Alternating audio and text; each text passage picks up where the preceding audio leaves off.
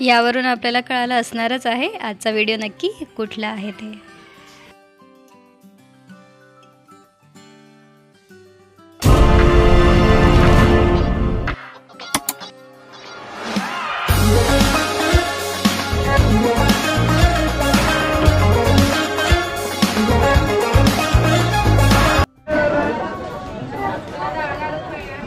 Hello friends, नमस्कार। मी शिवानी दिलीप खोडपे आपल्या sheets of शिवामध्ये स्वागत करते। आपण माझ्या हातात बघू शकता आहात, याच्यावरून तुम्ही अंदाज लावू शकता मी आज आलेली आहे जेजुरीला आणि आम्ही आता वरती चढणार आहोत आणि जाऊन खंडोबाचं दर्शन घेणार आहोत। तर चला पटकन जाऊयात वरती आणि दर्शन घेऊ।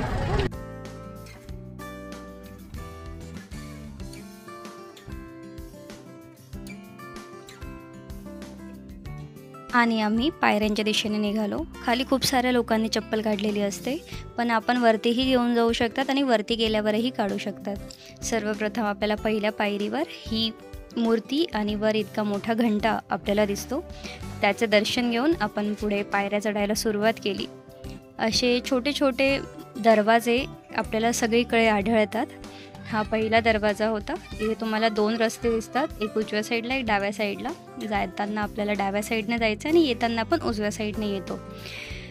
त्याचप्रमाणे पुढे जाताना आपल्याला खूप सारे दुकानं, खूप सारे शॉपिंगसाठी काही वस्तू आहेत। खूप लोक असतात जे आपल्याला फोटोज काढून देतात, पगडी घालून, हातात तलवार घेऊन, त्याचप्रमाणे घोड्यावर बसून असे अनेक प्रकारचे फोटो आपल्याला तिथे उपलब्ध असतात। ते काढून देतात आणि लगेच आपल्याला प्रिंटही देतात।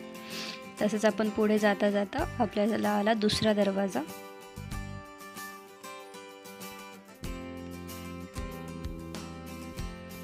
हळूहळू पायऱ्या सरत होत्या, हळूहळू एक एक दरवाजेही मागे पडत होते आणि आपण खंडोबाच्या अधिकच जवळ जाऊन पोहोचत होतो। आणि आपण येऊन पोहोचलो आपल्या शेवटच्या दरवाजाकडे, जिथे तुम्हाला खूप सारी हळद दिसेल। आणि हा आहे मेन दरवाजा। मुख्य दरवाजाच्या डाव्या साईडला आहे यशवंतरावांचं मंदिर। आपण पहिले तिथे नतमस्तक होऊयात आणि मग जाऊयात पुढे।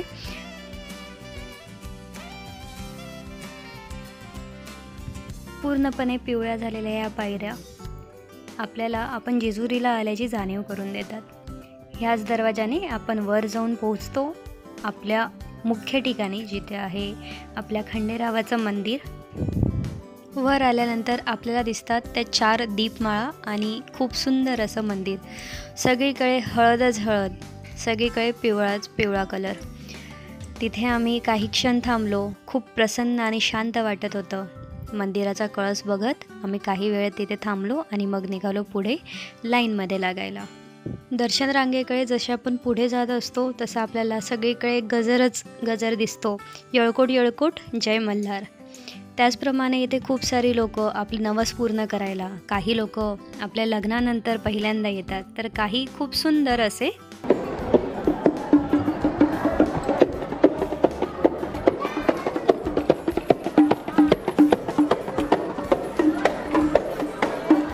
अशा वाद्यांच्या गजरामध्ये आणि त्या पूर्ण पॉझिटिव्ह वाईब्समध्ये आम्ही लागलो दर्शन रांगेमध्ये। रांग तशी एके जागी थांबली नाही, ती नेहमी चालतच राहिली पुढे, त्यामुळे म्हणावा तसा कंटाळा हा आला नाही। तसेच रांगेमध्ये चालताना आजूबाजूच्या लोकांशीही ओळखी झाली आणि काही नवीन फ्रेंड्सही बनवले गेले। नेहमीप्रमाणे इथेही आपल्याला एक छोटा मुलगा भेटला, ज्याच्याशीही ओळखी झाली। तोही आम्हाला प्रत्येक वेळी हाय बाय करत होता।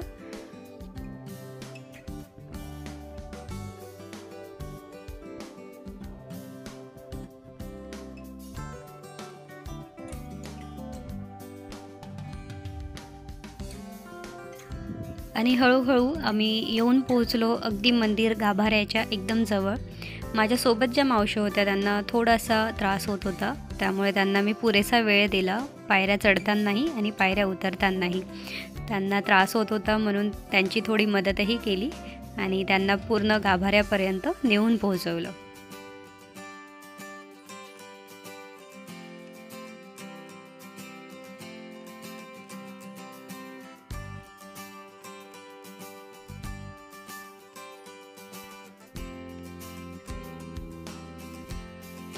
त्यांच्याकडून भरपूर असे आशीर्वाद घेत त्यांना गाभाऱ्यापर्यंत पोहोचवलं। बाहेर सगळीकडे लोक आपले नवस पूर्ण करत होते। त्याचप्रमाणे आतमध्ये फोटो आणि व्हिडिओ शूटिंग अलाउड नाही आहे, त्याच्यामुळे हा आपला मेन खंडेराव हे मी ऑनलाईन इमेजेस घेतलेले आहेत। मंदिरातून बाहेर निघाल्यानंतर आजूबाजूला बरीचशी मंदिरं आहेत, जसं की सर्वात पहिले आपल्याला लागतं ते माता तुळजाभवानीचं मंदिर। आधी आम्ही तिथे गेलो, तिथलं दर्शन घेतलं।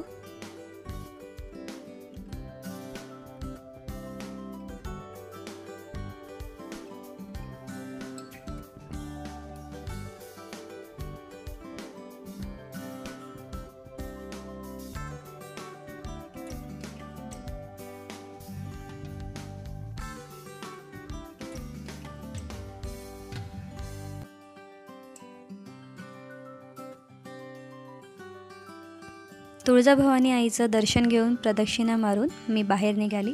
तोच पुढे जाऊन होतं महादेवाचं खूप सुंदर असं मंदिर, तिथे जाऊन आम्ही तिथलेही दर्शन घेतले।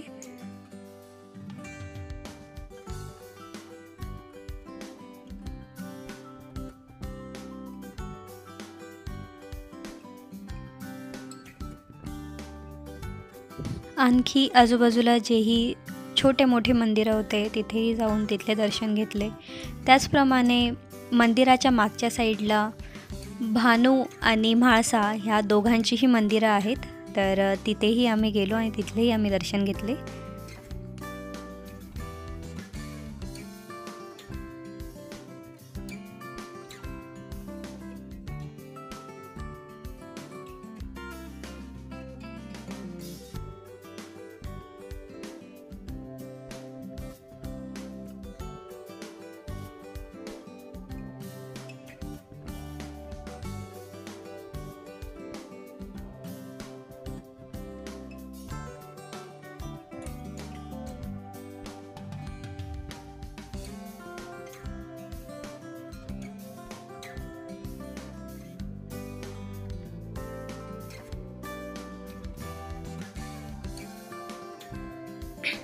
तिथे खूप लोक हे असं करताना दिसले, त्यांना बघून मलाही माझा मोह आवरला गेला नाही आणि मीही जाऊन हे केलं।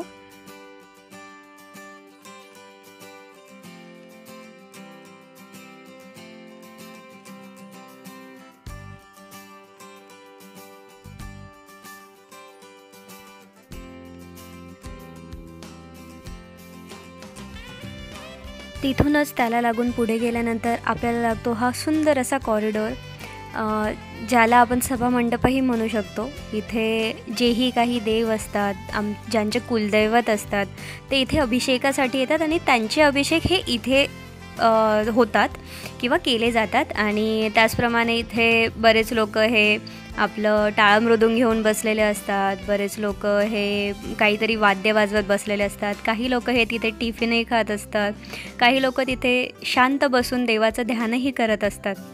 त्याचप्रमाणे इथून आपल्याला खालचा नजारा दिसतो आणि तोही खूप सुंदर असा दिसतो, म्हणजे पूर्ण गाव जे आहे खाली तेही आपल्याला तिथून दिसतं।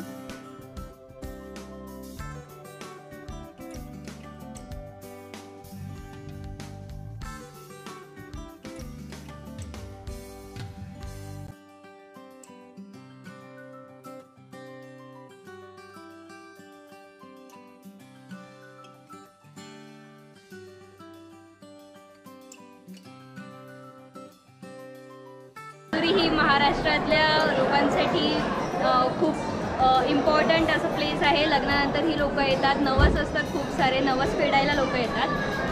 तर आपलं आता आपण आतमध्ये जाऊन दर्शन घेतलं। एक्झॅक्ट मंदिराच्या बॅक साईडला जे खंडेरा आहे त्यांच्या दोघं बायकांची मंदिरं आहेत, भानुदेवीचं आणि म्हाळसा देवीचं, त्यांचेही आपण दर्शन घेतलेले आहेत। आरामात दर्शन झालं। तर तुम्हाला जर यायचं असेल तर तुम्ही इथे येऊ शकता। छान प्रसन्न वाटतं आहे, वरती आल्यानंतर खूप छान हवा आहे, गरम होत नाही आहे आता। तर दर्शन खूप छान झालं आहे, मन खूप प्रसन्न वाटतं आहे दर्शन घेतल्यानंतर। तर इथेच आपण आजचा आपला ब्लॉग संपवूयात आणि पुन्हा जाऊयात घरी। येळकोट येळकोट जय मल्हार।